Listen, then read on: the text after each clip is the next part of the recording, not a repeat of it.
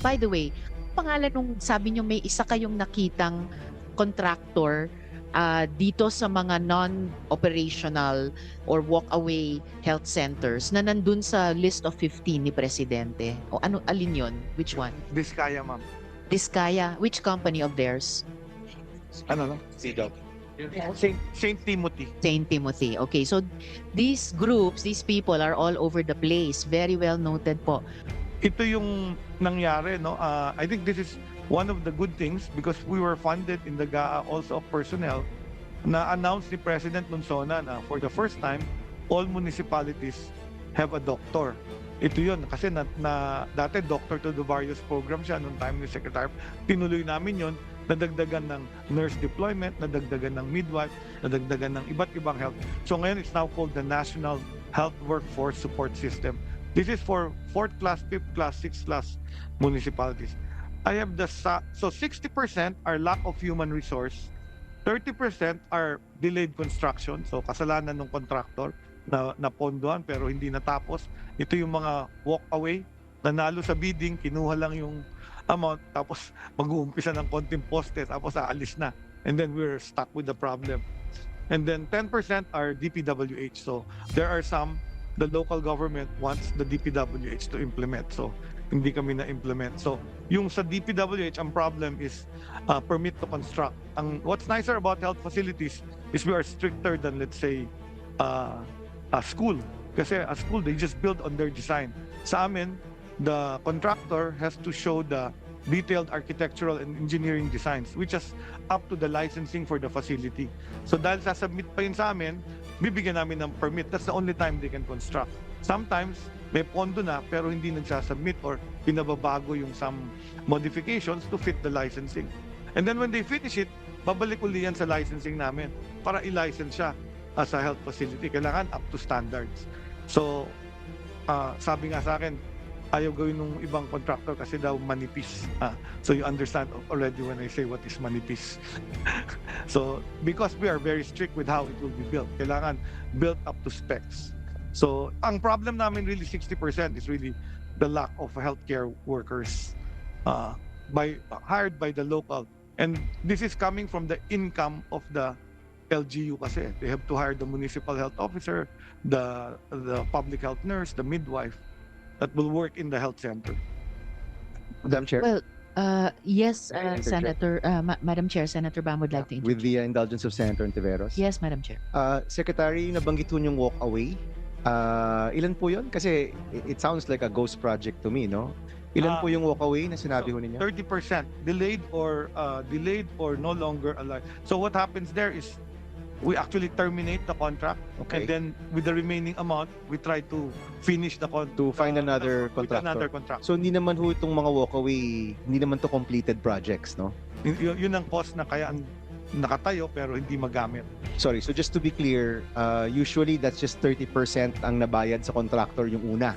Diba kasi may Mobilization lang. mobilization lang po. That's 30%, right? Yes. So in your records, hanggang 30% lang po yung nabayad dito sa mga walkaway o meron po bang completed?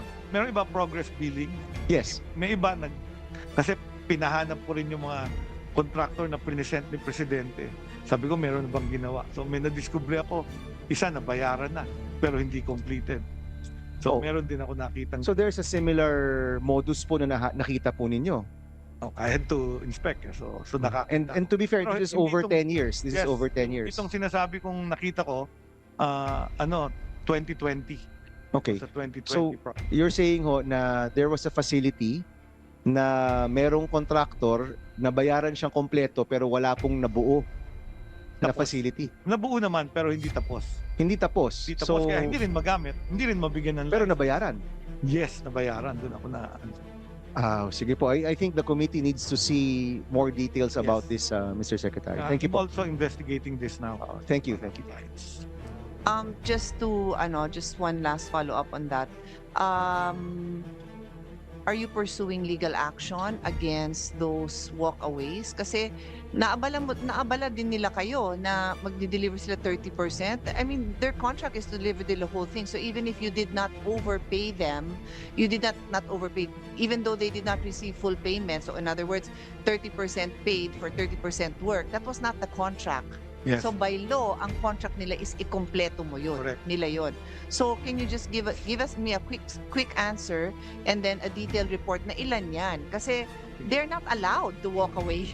There's no such thing. May liquidated damages din, ma'am. So, kung minsan, naghihingi sila ng bill for yung natapos nila na hindi pa bayad kasi progress billing yan.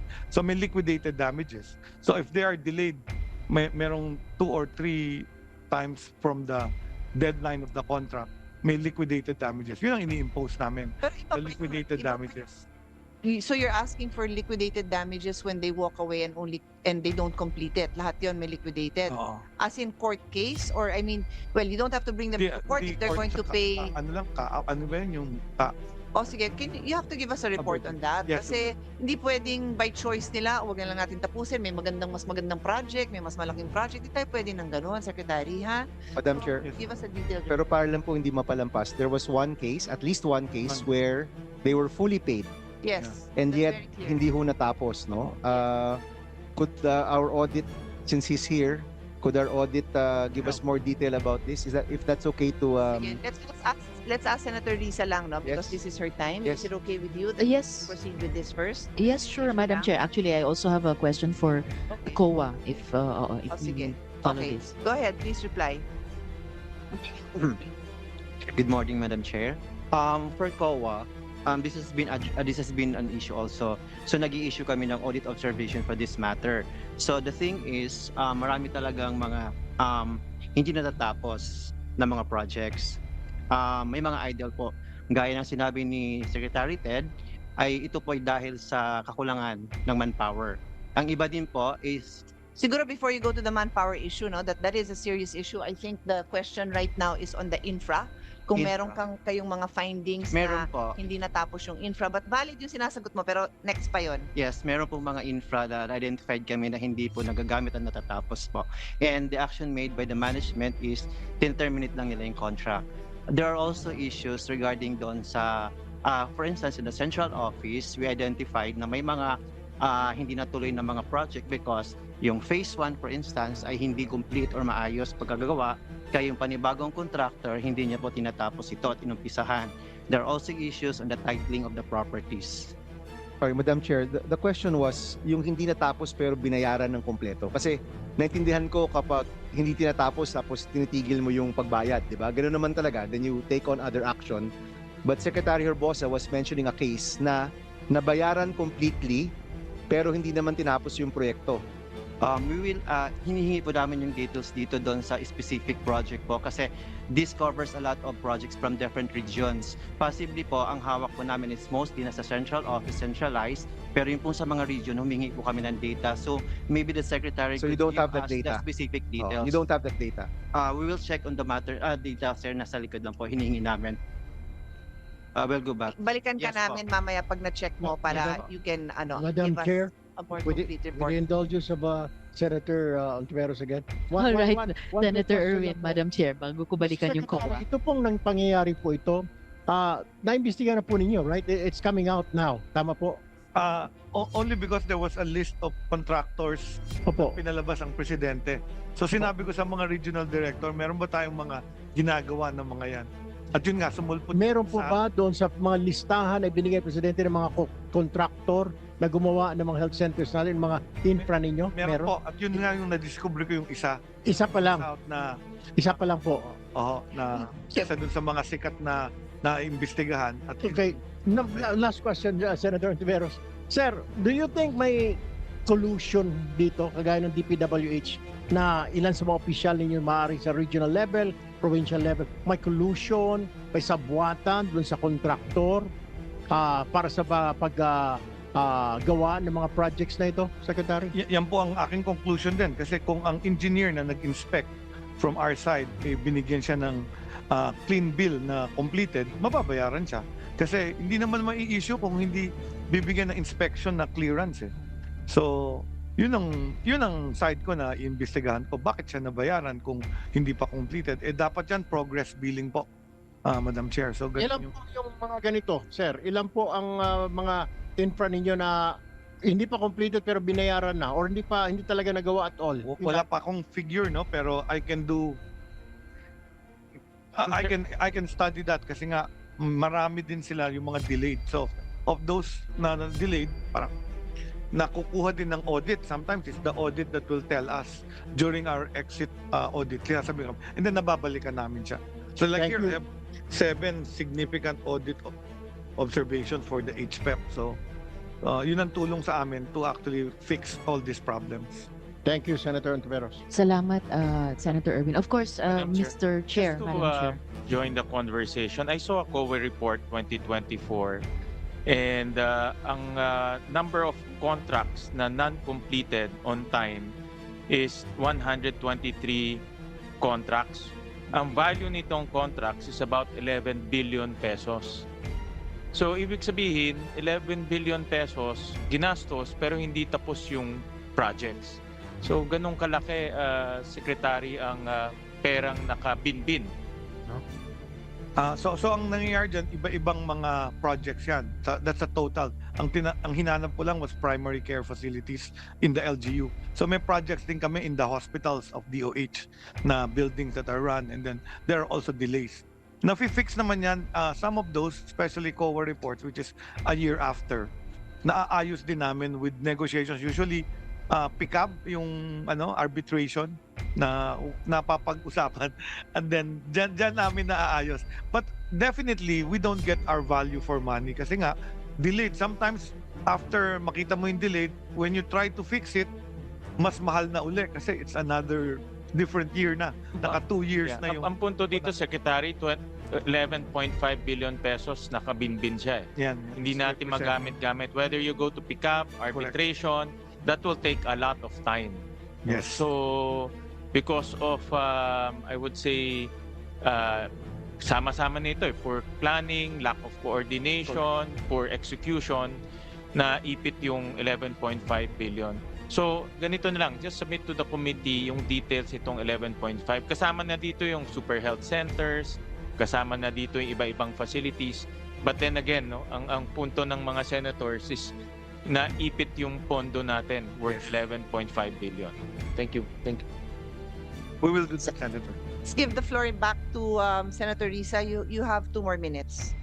Salamat, Madam Chair, at salamat, Chair. So, Secretary, importante yung sinabi nyo, we don't get our value for money.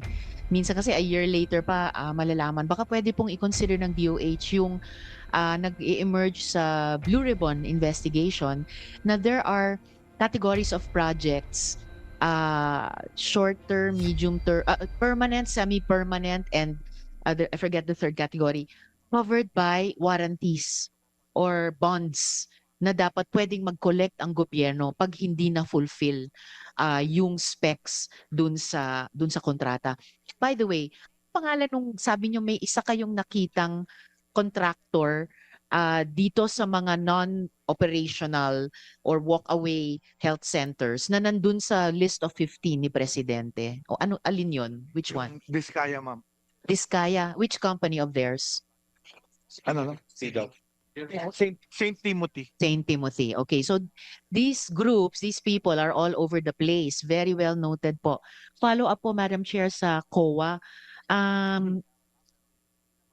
Ano ba yung parameters sa barangay health centers, sa super barangay health centers, at kahit sa bukas for finance or performance audits? Hindi pa kasi malinaw sa ngayon eh.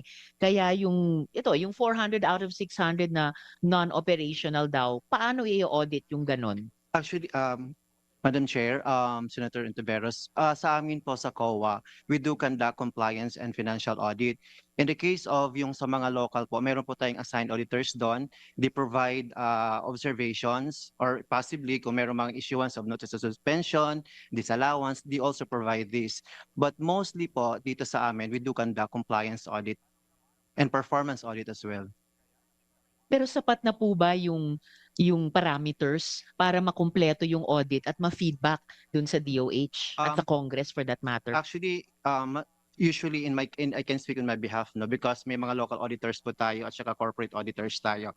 In the case of the national government auditors, kami po, we have this kind of planning. So sa planning namin, we identify those things na kailangan i-focus namin.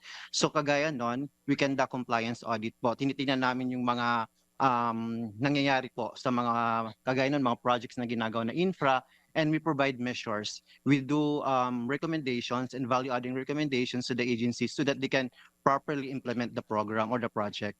So at this point in time, meron na ba kayong rekomendasyon sa DOH? Marami. Paano ma-audit yung mga non-performing health centers This na has yan? been an issue from previous years. Paulit-ulit naman po siyang nangyayari. At palagi po namin kinocall yung attention ang Department of Health about this. So we always recommend them. Marami po kaming recommendations po.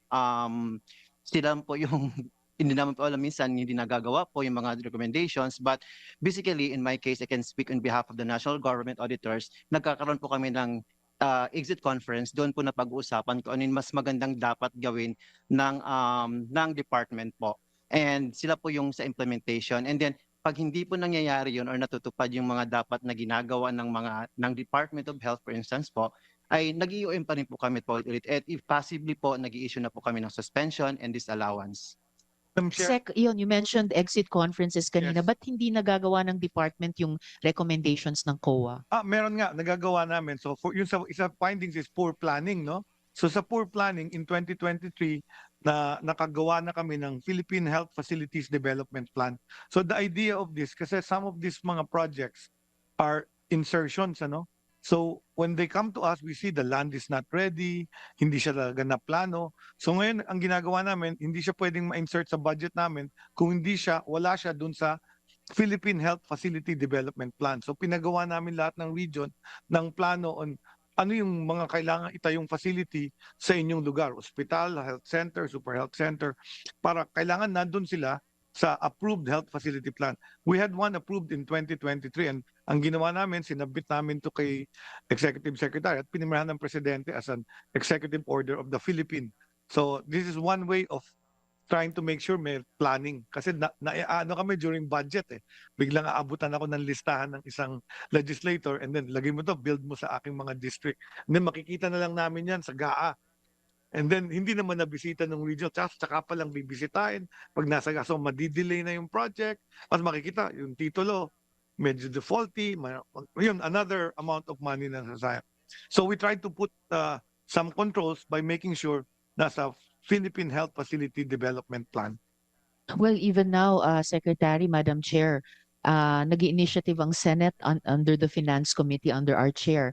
Paano talaga gawing mas open, transparent, and accountable yung budget process para proper lahat ng mga proposed amendments, including dapat based on or related to sa mga development plans ng iba't ibang mga departments, at mabawasan hanggang ma-eliminate any improper insertions, pero proper lang ang ano.